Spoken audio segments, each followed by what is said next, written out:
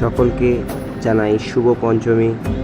আজকে এই মন্দিরের ঠাকুর প্রতিমার জন্য আমরা রওনা হব নবদ্বীপের উদ্দেশ্যে।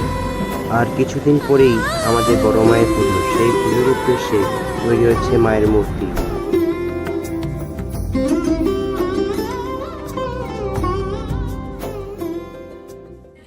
আর বেশি দেরি না করে রওনা হলাম মাকে আনার উদ্দেশ্যে।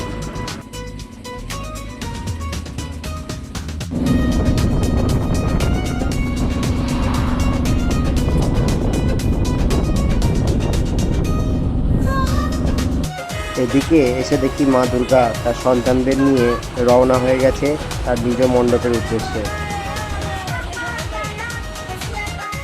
এরপর চলে এলাম আমরা আমাদের গন্তব্যে মাকে ঘরে নিয়ে যাওয়ার জন্য।